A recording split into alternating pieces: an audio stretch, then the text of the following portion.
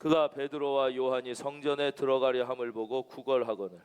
여기서 드디어 세 사람이 만납니다. 베드로와 요한, 이 날때부터 안진뱅이 된 불구자가 만납니다. 그러나 여기서 안진뱅이가 베드로와 요한에게 구한 것은 영원한 생명이 아니었습니다. 영원한 구원도 아니었고 영원한 기쁨도 아니었습니다. 이 사람은 영생에는 관심이 없었습니다. 이 사람의 관심은 오직 돈이었습니다. 이 사람의 유일한 관심은 자기의 당면한 문제를 해결할 수 있는 한 푼의 돈, 은과 금이었습니다. 작은 돈 몇 푼, 그 이상도 그 이하도 아니었습니다. 그것은 습관적인 요구였고 그것은 본능적인 요구였습니다. 여러분 스스로를 한번 생각해 보십시오. 여러분의 지난 한 주의 삶은 어땠습니까? 여러분 삶을 습관적으로 살고 있지는 않습니까? 어제나 똑같이 습관적으로 오늘을 살고 오늘과 똑같이 습관적으로 내일을 살고 있지는 않습니까? 어제 그 삶이 오늘 그 삶이고 이번 주 그 삶이 다음 주 그 삶이지 뭐 특별한 것이 있을까? 여러분 혹시 아니면 본능에 따라 살고 있지 않습니까? 나의 육체와 내 마음이 원하는 대로 그냥 따라서 본능에 따라 살고 있지는 않습니까? 바로 이 안진뱅이가 그런 사람이었습니다. 이 사람이 요구한 것은 영적인 것도 아니었고 영원한 것도 아니었습니다. 여러분 주님 앞에 처음 나왔을 때 내가 영원한 것을 구하지 않고 영원한 기쁨과 영원한 구원을 사모하지 않는다고 해서 좌절하지 마십시오. 스스로를 비참하게 생각하지 마십시오. 이 안진뱅이도 똑같았습니다. 그러나 안진뱅이가 그것 돈 몇 푼 은과 금을 구걸하면서 베드로를 쳐다봤을 때 그는 베드로의 눈에서 뭔가 다른 빛을 본 것입니다. 그것은 하나님의 빛이었습니다. 하나님의 빛을, 그 엄청난 섬광을 그는 베드로의 눈에서 발견하게 됩니다. 4절입니다. 베드로가 요한과 더불어 주목하여 이르되 우리를 보라 하니. 베드로의 눈과 이 사람의 눈이 마주쳤습니다. 베드로의 눈이 하나님의 빛으로 빛나기 시작했습니다. 여러분은 알고 계십니까? 하나님은 이미 여러분을 주목하고 계시는 것입니다. 문제는 우리가 하나님을 주목하고 있지 않는 데 있습니다. 베드로는 어마어마한 하나님의 사랑으로 그의 눈을 주목해 보면서 그의 눈에 하나님의 빛이 빛나기 시작했고 안진뱅이에게 우리를 보라고 요구했습니다. 성령의 감동을 받아 이 안진뱅이의 영혼을 진짜 사랑하게 된 것입니다. 5절입니다. 그가 그들에게서 무엇을 얻을까 하여 바라보거나.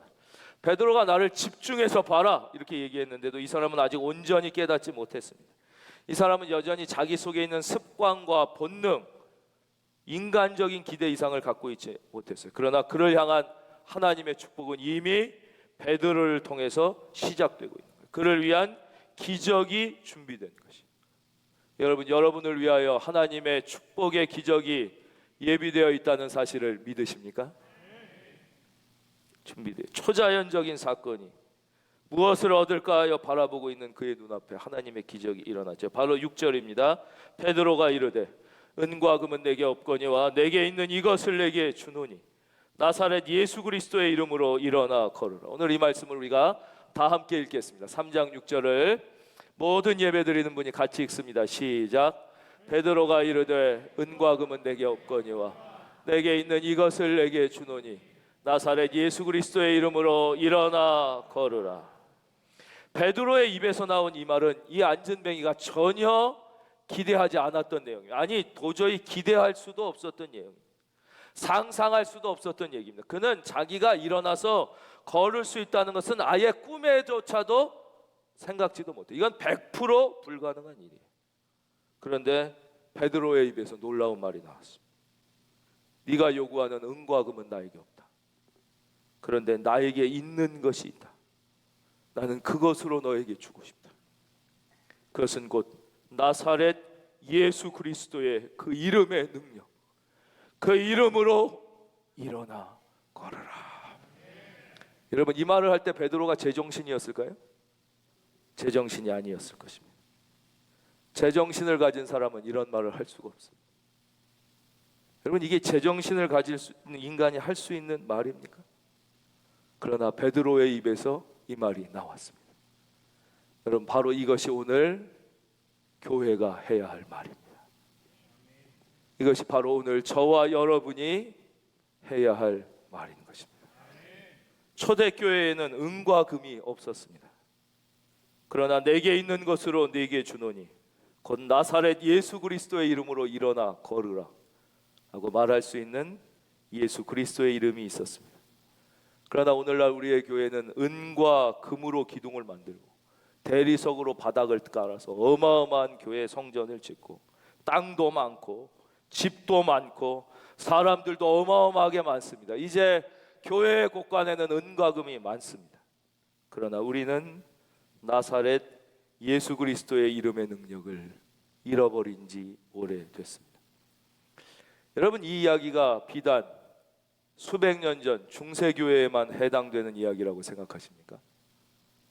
저는 이것이 바로 오늘 우리의 교회에게 적용되는 말이라고 생각합니다. 오늘날 교회가 닥친 위기와 유혹이 어디에 있습니까? 바로 교회도 세상처럼 돈을 주고 싶어하는 마음이 있습니다. 세상의 문제를 구제로, 교육으로, 정치로, 제도로 해결하려는 것입니다.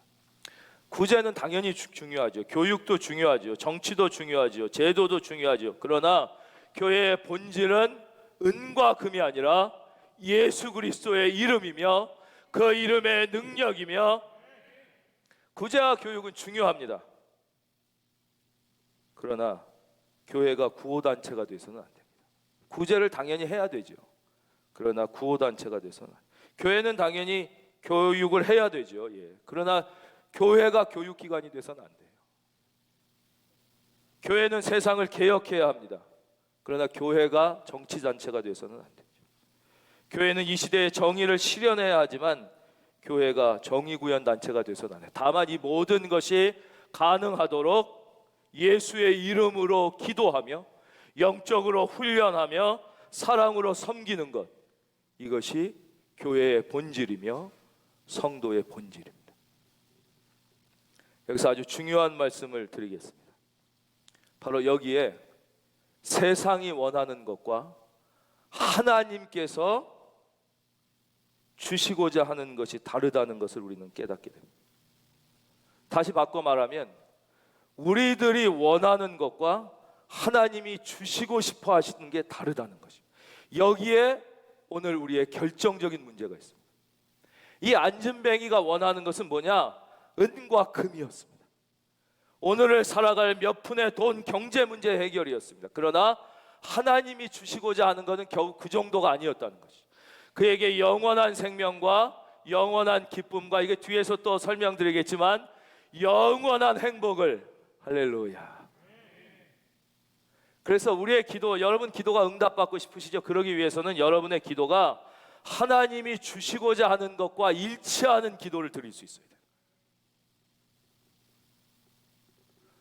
하나님은 영원한 생명을 주시고 싶은데 끊임없이 돈 몇 푼만을 바라보고 있다면 이 기도가 응답이 안 되는 것이죠. 여러분의 기도가 하나님이 듣고 싶어 하시는 기도가 된다면 여러분은 위대한 하나님을 경험하게 되는 것이죠. 근데 마치 이 안진뱅이처럼 끊임없이 하나님이 주시고자 하는 훨씬 더 좋은 것을 거부하고 계속해서 돈 몇 푼만 구걸하려는 마음이 있는 것이죠. 그것이 오늘 우리의 문제요, 교회의 문제입니다. 여기에 교회의 본질이 있는 것이고 성도의 본질이 있는 것입니다. 교회가 이러한 영적인 자기의 본질을 깨닫고 위상을 지키고 있을 때 영적 대각성이 일어나고 각 성도 자체가 한 분 한 분이 이 믿음의 본질을 깨닫고 이 영적인 본질을 붙잡고 있을 때 개인의 삶에 변화가 일어나는 것입니다.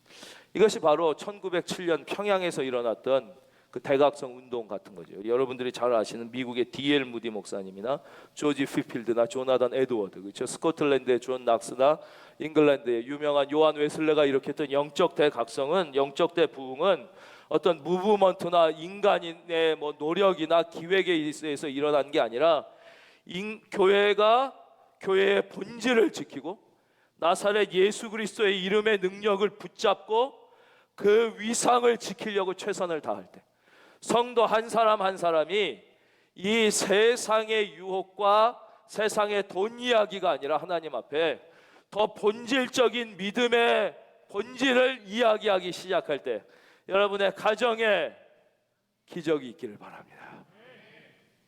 그 기적의 이야기를 이제 계속 하겠습니다.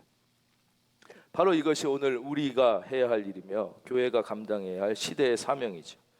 베드로는 나면서부터 안전뱅이가 된 이 사람에게 나는 은과 금이 없다고 자신 있게 얘기했어요. 그것을 부끄러워하지 않았어요. 여러분, 없는 것이 무엇입니까? 여러분의 학력입니까? 지위입니까? 은이 없습니까? 그것을 부끄러워하지 말기를 바랍니다. 그러나 내게 있는 이것을 주노니 곧 나사렛 예수 그리스도의 이름으로 걸으라라는 명령을 했습니다. 그래서 바로 이 나면서부터 안전뱅이 된 이 사람의 모습이 바로 우리의 모습이라고 말씀드린 거예요. 그렇죠? 예. 바로 우리 모습이고 대한민국의 모습이고 서울의 모습이고 세상의 모습이에요. 나는 내 발로 일어나 걸어다니고 나 가고 싶은데 다 가고 나는 자유를 누리는데 왜가 내가 안전뱅이 같냐 이렇게 착각하면 안 돼요. 이게 우리의 모습이에요. 바로 그 절망하고 좌절하고 갈 길 모르고 진짜 너에게 필요한 게 뭔지를 모르는 그 인생에게 바로 베드로를 통하여 주님은 나사렛 예수 그리스도의 이름으로 일어나 걸으라. 하나님은 지금도 우리에게 그렇게 말씀하고 계시는 것이에요. 그리고 우리 교회를 통하여 여러분을 통하여 세상에 그렇게 말씀하기를 원하고 계시는 것이에요. 그렇다면 나사렛 예수 그리스도의 이름이 도대체 뭐길래 왜 하나님은 나사렛 예수 그리스도의 이름으로 일어나 걸으라 하셨을까요? 예수님은 도대체 어떤 분이십니까? 왜 나사렛 예수 그리스도의 이름에는 그렇게 능력이 있는 것입니까? 예수님은 하나님이셨습니다. 그는 본래 하나님이십니다. 그가 만약에 어떤 휴머니스트나 인류의 지성이 말하는 대로 아주 위대한 인간에 불과했다면 그분은 결코 우리의 메시아 구원자가 될 수 없었을 것입니다. 그냥 어떤 종교의 창시자처럼 하나의 아주 위대한 인간에 불과했겠죠. 그러나 그는 하나님이셨기 때문에 우리의 구원자가 될 수 있는 분이십니다. 그런데 이 하나님이 하나님과 동등됨을 취할 것으로 여기지 아니하시고 가장 낮고 천한 것 인간의 몸을 입으시고 인간이 사람이 되셨습니다. 이것을 우리는 성탄, 성육신이라고 얘기하십니다. 그리고는 인간의 모습을 입으셨을 뿐만 아니라 십자가에 죽기까지 하나님에게 순종하셨어요. 죽기까지 순종하셨을 뿐만 아니라 그분은 실제 죽으셨어요. 실제로 십자가에 못 박으셔서 모든 물과 피를 다 쏟으시고 저와 여러분을 위하여 죽으셨어요. 그런데 죽음으로 이분의 인생이 끝났습니까? 아니에요. 바로 이분은 무덤을 깨트리시고 사망 권세를 무찌르시고 3일 만에 부활하셨습니다. 바로 이분이 예수님이에요. 바로 이것이 나사렛 예수 그리스도의 이름의 능력이에요. 근데 그 다음에 우리가 놓치기 쉬운 게 있어요. 이분은 그냥 부활하신 게 아니에요. 부활하신 걸로 끝난 게 그 다음에 승천하셨어요. 근데 승천하시기 직전에 우리가 귀에 못이 박히도록 듣는, 그러나 아무리 들어도 과하지 않고 또 들었고 또 강조해야 되는 마지막 유언을 남기셨잖아요. 그 마지막 유언을 우리는 지상 명령이라고 해요. 지상 최후의 명령이며 지상 최고의 명령이며 지상 최대의 명령. 너희는 가서 모든 민족을 제자로 삼아 아버지와 아들과 성령의 이름으로 세례를 주고 내가 너희에게 분부한 모든 것을 가르쳐 지키게 하라. 볼지어다 내가 세상 끝날까지 너희와 항상 함께 있으리라. 그 말씀을 하시고 승천하셨어요. 승천하신 예수님은 지금도 하나님 보좌 우편에 앉아 계셔서 우리를 통치하시며 우리의 기도를 들으시며 우리에게 사랑과 기적을 베푸시는 것이에요. 그리고 그분은 다시 오시는 거예요. 반드시 머지않아 곧 그분은 다시 심판주로 역사를 완성하기 위하여 다시 오실 것입니다. 그분이 예수 그리스도예요. 예수님은 지금도 살아계시며 지금도 우리의 예배를 받으시며 우리의 질병을 치유하시며 절망한 자에게 소망을 주시며 죽은 자를 살려주시며 안진뱅이를 일으키시며 장님의 눈을 뜨게 하시며 귀머거리의 귀를 열며 여러분의 문제를 해결하시는 믿을지어다. 이것은 단순히 물질적 기적이 아닙니다. 이것은 영적인 기적인 것입니다. 베드로는 그분의 이름을 알았을 뿐만 아니라 그분의 이름의 능력을 알았습니다. 그렇기 때문에 그는 나사렛 예수 그리스도의 이름으로 일어나 걸으라고 말할 수 있었습니다. 7절입니다. 오른손을 잡아 일으키니 발과 발목이 곧 힘을 얻고. 우리는 이 7절 말씀에서 베드로의 위대함, 이건 인간 베드로의 위대함이 아니라 성령 받은 베드로의 위대함을 봅니다. 이것이 바로 성령 충만한 자의 위대함의 모습입니다. 그는 오른손을 잡아 일으켰습니다. 여러분 한번 생각해 보십시오. 나사렛 예수 그리스도의 이름으로 일어나 걸으라 그랬는데 자기가 그 선포한 그 하나님의 말씀에 대한 확신이 없었으면 어떻게 이 사람의 손을 잡아서 일으킬 수가 있었겠습니까? 이것이 성령 받은 자의 위대함입니다. 그는 자기가 입으로 선포한 그 말씀을 그대로 확신한 것이죠. 이것은 동시에 오늘날 교회의 문제이며 우리의 문제입니다. 우리는 내 입으로 기도해놓고 기도한 그 말을 믿지를 못합니다. 내 입으로 찬송해놓고 찬송한 그 가사를 확신하지 못합니다. 내 입으로 오늘 같이 성경 말씀을 읽어놓고 그 말씀을 믿지를 못합니다. 여러분에게 믿을 수 있는 은혜가 있기를 바랍니다. 이것이 성령 받은 자의 위대함입니다. 그는 나사렛 예수 그리스도의 이름으로 일어나 걸으라고 말했을 뿐만 아니라 그 사람의 손을 잡아 일으켜 세웠습니다. 이것이 바로 저와 여러분이 해야 할 일이며 오늘날 교회가 해야 할 일이며 하나님이 우리에게 명령하고 기대하고 있으신 일이에요. 우리는 죽어가는 자를 일으켜 세워야 하고 절망한 자를 일으켜 세워야 하고 자기 인생을 포기한 인생, 이혼하려고 하는 가정, 이혼해서 무너진 가정, 자기 인생을 스스로 파괴해버리려고 하는 인생을 새 생명을 주어 예수의 이름으로 일으켜 세울 수 있는 확신이 있어야 하는 것입니다. 7절 오른손을 잡아 일으키니 발부가 발목이 곧 힘을 얻고 뛰어서서 걸으며 그들과 함께 성전으로 들어가면서 걷기도 하고 뛰기도 하며 하나님을 찬송하니. 놀라운 일이 일어난 것이죠. 그렇죠?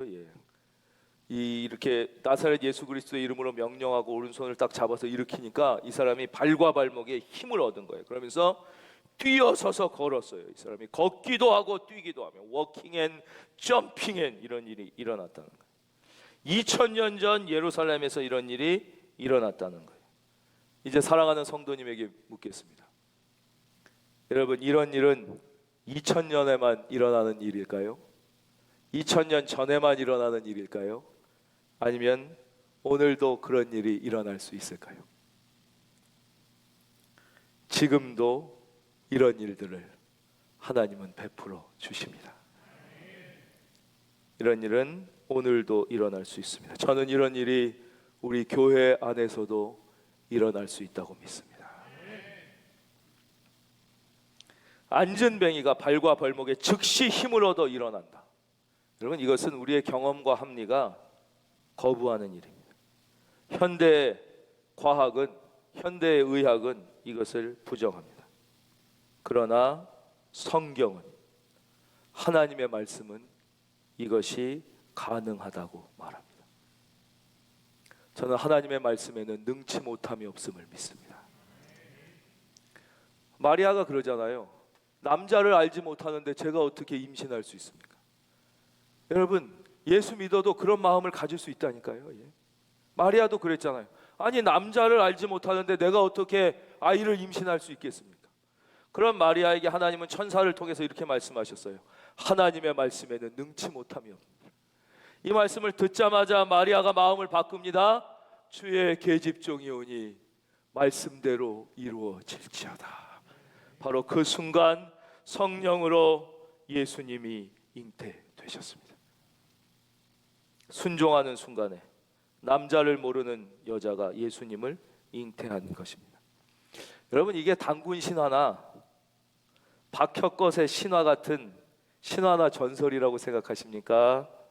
아니면 이것을 역사적 사실이라고 생각하십니까? 여러분이 믿든 안 믿든 이것은 분명한 역사적 사실입니다. 그래서 인류의 역사는 BC와 AD, Before Christ, AD, 아르고 도미니, 주 전과 도미니, 주 아르고 후로 나눠져 있습니다. 인류 역사는 설화가 아니라 분명한 역사적 사실 위에 세워진 것입니다. 이런 일들은 오늘도 일어납니다. 실제로 일어납니다. 왜냐, 우리 하나님은 어제나 오늘이나 영원토록 동일하신 분이기 때문입니다. 우리가 8절에서 발견하는 아주 중요한 단어가 있습니다. 뛰어서서 걸으며 그들과 함께 성전으로 들어가면서 걷기도 하고 뛰기도 하며 하나님을 찬송하니. 이제 우리 얘기하겠습니다. 저를 봐주십시오. 여러분의 얘기입니다. 이 사람이 걷기도 하고 뛰기도 하며 워킹 앤 점핑 앤 프레이징 더가 하나님을 찬송, 성전 안으로 막 뛰어 들어가는 것입니다. 여러분, 이 사람이 전에는 성전을 몰랐을까요? 이 사람은 날마다 365일 성전에 오던 사람이에요. 성전에 하루도 빠짐없이 오던 사람이에요. 왜요? 이 사람은 성전에서 밥벌이를 했습니다. 이 사람은 먹고 살기 위하여 성전에 매일 나왔습니다. 그러나 성전은 이 사람에게 진짜 성전이 아니었어요. 여러분, 가슴 아프지만 잘 들으시길 바랍니다. 여러분이 몇 년 교회를 다녔던, 교회에서 무슨 직분을 하고 있던, 여러분이 먹고 사는 삶의 문제 때문에 교회에 나온다면 이 안진뱅이의 성전과 전혀 다를 바가 없는 것입니다. 이 안진뱅이는 여러분 정도가 아니에요. 365일 성전에 왔어요. 먹고 살려고 왔습니다. 경제의 문제, 돈의 문제, 밥벌이의 문제를 해결하려고 왔습니다. 그러나 이 사람에게 이 순간 성전은 새로운 의미로 다가왔습니다. 저는 오늘 여러분에게 성전이 새로운 의미로 다가가기를 바랍니다. 아니, 성전뿐만 아니라 여러분의 집이 여러분에게 새로운 의미로 다가오기를 바랍니다. 여러분의 집이 더 이상 집구석이 아니길 바랍니다. 여러분의 방이 더 이상 방구석이 아니길 바랍니다. 여러분의 가정에 성령이 임하게 된다는 말씀입니다. 그곳에 하나님의 영이 함께하게 된다는 말씀입니다. 여러분의 직장이 목구멍이 포도청이라 돈 벌기 위하여 어쩔 수 없이 가는 것이 아니라 그 직장에 주의 영이 임할지어다. 그래서 여러분이 버스를 타면 버스가 하나님의 집이 되고, 지하철을 타면 지하철이 하나님의 집이 되고, 여러분이 어떤 직장에 있든 여러분의 가정에 있든 그곳이 하나님이 함께 하시며 그곳에서 하나님이 여러분을 통하여 영광을 받으시며, 할렐루야. 바로 성전이 진짜 성전이 되었습니다. 이 안진뱅이에게 이때부터 성전은 비로소 하나님의 영광이 임재하는 곳이며 하나님의 거룩이 있는 곳이며, 그래서 비로소 정말 예배를 드렸습니다. 비로소 그는 하나님께 진정한 찬양을 드렸습니다. 대단히 죄송한 말씀인데 이런 말씀을 왜 드리냐, 우리가 찬양대 섬기시는 분들은 꼭 그래도 믿음이 분명한 분이셔야 돼요. 이런 부탁을 드리는 이유는 믿음이 없는 분의 연주를 통하여 찬양대가 찬양을 올린다는 것은 그래서 안 될 일이기 때문에, 그 연주가 이뮨찬이라고 해도 의미가 없기 때문에, 믿음이 없는 분의 연주를 통하여 하나님께 영광, 그는 진정한 찬양이 될 수 없기 때문에 이 사람은 비로소 진정한 찬양을 드리는 것입니다. 자, 하나 더 중요한 것을 생각해 보겠습니다. 여러분 한번 생각해 보십시오. 지금 이 안진뱅이였다 일어선 이 사람보다 더 기쁜 사람이 세상에 있을까요? 이 사람보다 더 행복한 사람이 세상에 있을 수 있을까요? 이 지금 안진뱅이였다가 일어나게 돼서 걷기도 하고 뛰기도 하며 성전에 들어가 진정한 찬양을 드리는 이 사람보다 더 행복한 사람은 이 세상에 존재하지 않는 거예요. 여러분, 이것이 예수 만난 기쁨이에요. 생각, 어떤 세상에 어떤 부자가, 어떤 성공자가, 어떤 지식인이, 어떤 미인이 지금 이 사람보다 더 행복한 사람이 어디에 있겠어요? 여러분에게 이러한 행복이 임하기를 주의 이름으로 축원합니다. 이게 예수 믿는 행복이에요. 세상의 그 어떤 행복과도 비교할 수 없는 진정한 기쁨, 진정한 행복, 이것이 크리스찬의 기쁨. 또 하나 있습니다. 이 사람에게는 이제 더 이상 자기를 누가 또 성전 미문에 데려다 줄까? 또 누가 나를 여기에 지고 와서 나에게 구걸을 하게 해줄까라는 사람에 대한 염려와 두려움이 더 이상 없어요. 비가 와서 그날 구걸을 공치게 되면 어떡할까 하는 염려가 이제는 없어요. 이제는 이 사람에게 그러한 두려움과 염려가 사라진 것입니다. 사랑하는 성도님, 우리는 얼마나 많은 불필요한 두려움과 염려 속에서 살고 있습니까?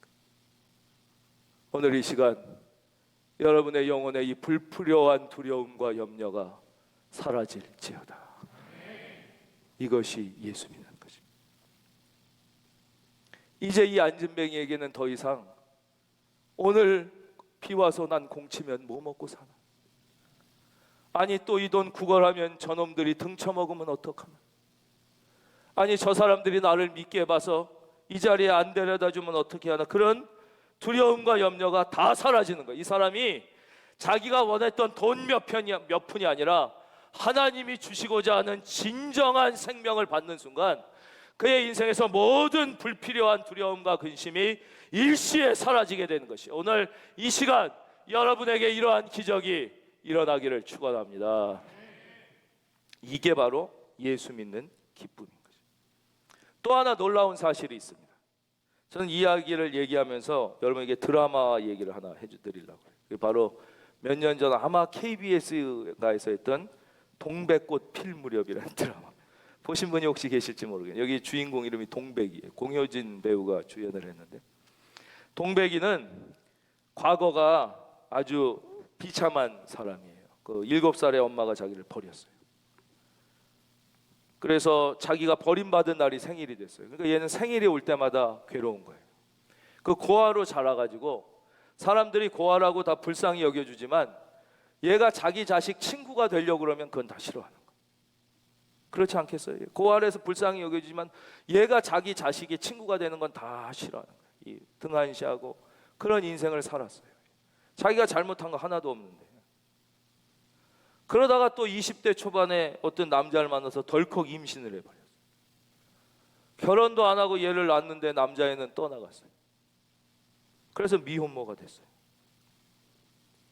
그래서 자기의 그 과거가 너무너무 아팠던 그 여인이 주인공이에요. 동백이. 근데 이 드라마가 이제 20부작인데 그 뒤에 보신 분은 알겠지만 이건 안 봐도 비디오인 거예요. 예. 끝에 제가 안 봤어도 이 결론은 분명해요. 그렇죠? 얘가 그 과거의 상처를 다 극복하고 이 문제의 과거의 상처가 해결되고 진짜 행복한 인생을 산다 뭐 이런 거예요. 여러분 이것은 드라마에만 나오는 이야기라고 생각합니까? 아닙니다. 예수를 만나면 과거의 상처가 다 치유되는 것입니다. 일순간에 이 안전뱅이에게는 과거의 모든 수치스러운 과거가 다 의미 없이 사라진 것이죠. 순식간에 사라져버린 거죠. 여러분 예수님 만나고 성령 받으면 자기의 모든 수치스러운 과거가 그 사람이 비록 창녀로 살았다고 할지라도 비인간적으로 살았다고 할지라도 하나님은 그 모든 상처를 치유하시고 영광으로 바꾸시고 기쁨으로 바꾸심을 믿으시기를 바랍니다. 과거가 사라지신 것. 지금의 삶이 너무나 영광스럽기 때문에 이 사람은 이제 더 이상 과거가 아니라 오늘을 감사하며 내일을 바라보며 사는 거예요. 여러분 사람들이 왜 자꾸 과거를 얘기하는 줄 아세요? 오늘의 삶에 만족함이 없기 때문에, 미래의 삶에 확신이 없기 때문에, 미래가 불안하고 오늘의 만족이 없으니까 자꾸 과거를 돌아보고 과거 얘기를 해요. 그러나 예수님을 만난 사람에겐 더 이상 과거가 중요하지 않아요. 아무리 마음의 상처가 깊었어도 성령으로 충만함을 입으면 다 치유되고 회복됨을 믿으시기를 바라요. 9절 10절 말씀입니다. 모든 백성이 그 걷는 것과 하나님을 찬송함을 보고 그가 본래 성전 미문에 앉아 구걸하던 사람인 줄 알고 그에게 일어난 일로 인하여 심히 놀랍게 여기며 놀라니라. 좀 이상하죠? 10절 놀랍게 여긴 게 놀란 건데, 놀란 게 놀랍게 여긴 건데 말도 안 되는 반복을 하고 있습니다. 그렇죠? 이게 성경이 쓰여지는 특징이죠. 하나님은 우리에게 아주 중요한 사실을 강조하실 때 이렇게 반복하십니다. 놀랍게 여기며 놀라니라. 사람들이 어마어마하게 놀랐다는 것이. 우리가 마지막으로 배우게 되는 진리는 한 사람의 변화가 수많은 사람들의 삶에 변화를 가져온다는 사실입니다. 여러분, 그렇기 때문에 한 사람이 변하는 것이 중요한 것이. 이 시간 축복하겠습니다. 여러분 한 사람이 그런 사람이 되기를 바랍니다. 이 사람은 유식한 사람이 아니었어요. 건강한 사람도 아니었어요. 부자도 아니었어요. 권력자도 아니었어요. 잘생긴 사람도 아니었어요. 아주 별 볼 일 없는 사람이에요. 있어도 되고 없어도 되는 사람 정도가 아니라 있는 게 오히려 다른 사람에게 침이 되는 인생이었어요. 그러나 이런 인생도 예수의 이름으로 변했더니 수많은 사람을 변화시키는 존재가 된 거예요. 이 사람이 초대교회에 지진을 불러일으켰어요. 여러분 다시 한번 축복합니다. 여러분이 이러한 인생이 되시기를 바랍니다. 여러분이 지금 초라한 인생이냐 이런 게 중요한 게 아니라니까요. 이 사람 보세요. 이 사람 유식한 사람이 아니고 부자도 아니고 잘생긴 사람도 아니고 오히려 있으나 없으나 한 존재보다도 못한 사람이었는데 이 한 사람이 변화되자 초대교회에 지진이 일어나고 수많은 사람들의 삶이 변했어요. 여러분 한 사람으로 말미암아 여러분의 가정이 변하기를 바랍니다. 한 사람이 중요한 것이죠. 그래서 제자훈련 클래스 101 과정은 가장 기본 과정입니다. 아마 이번 주에 신청하시려고 기도하며 고민해야하던 분들에게 대단히 죄송합니다. 그렇죠? 한 주가 지나기 전에 이미 클래스가 마감됐는데요. 걱정하지 않으셔도 바로 이 한 사람을 키워내기 위한 훈련이죠. 이제는 토요반, 목요반, 화요반 계속 클래스를 만들어 갈 것입니다. 한 번에 최대 12명 이상을 같이 훈련하지 못합니다. 이건 예수님이 보여주셨지요. 소수의 헌신된 인재를 키워나기 위해서는 12명 이상이 되면 불가능하다고 주님이 보여주셔서 예수님은 제자를 딱 12명까지만 이제 부르셨던 것이죠. 101 과정 다음에는 201 과정입니다. 201 과정은 성숙자 반입니다. 그 다음 301 과정은 사역자 반이고 마지막 401 과정 사명자 반. 그래서 모든 제자 훈련 프로그램이 진행됩니다. 여러분 위해서 같이 기도해 주시고, 바로 이 프로그램 이런 훈련을 하는 이유가 무엇이냐면 바로 한 사람이 변하는 게 중요하기 때문이에요. 소돔과 고모라의 죄악의 무게는 소돔과 고모라가 왜 멸망했느냐? 의인 10명이 없어서예요. 성경에 나오잖아요. 의인 10명의 무게가 소돔과 고모라의 모든 죄악의 문제를 감당할 만큼 힘이 있었던 거예요. 예루살렘의 죄악의 무게는 예레미야서에 써 있죠. 의인 한 사람만 있어도 되는 거예요. 여러분 서울을 구원하기 위하여 사실 이렇게 많은 성도님들과 이렇게 많은 교회가 서울에 필요한 것이 아니에요. 진짜 변화받은 소수만 있다면, 진짜 하나님의 기적을 경험하고 그 구원을 찬양하고 예수 그리스도의 이름의 능력을 확신하는 사람 몇 명만 있다면 그 사람이 서울을 살려낼 수 있는 것입니다. 베드로 한 사람이, 바울 한 사람이 유럽을 살리고 세상을 뒤집어 놓았습니다. 저는 우리 한 교회의 변화가 대한민국 모든 교회의 변화를 이끌어낼 수 있다고 믿습니다. 정말 우리 교회가 하나님이 원하시는 교회가 될 수 있다면, 정말 우리 교회 안에 그런 공동체가 탄생될 수만 있다면 세상은 변하고 교회는 변화할 것입니다. 저는 우리 교회가 그런 교회가 됐으면 좋겠습니다. 그리고 여러분 한 사람 한 사람이 그런 사람이 될 수 있기를 기도드립니다. 이것이 초대교회의 첫 번째 기적이었습니다. 여러분의 생애에 이러한 기적이 있기를 바랍니다.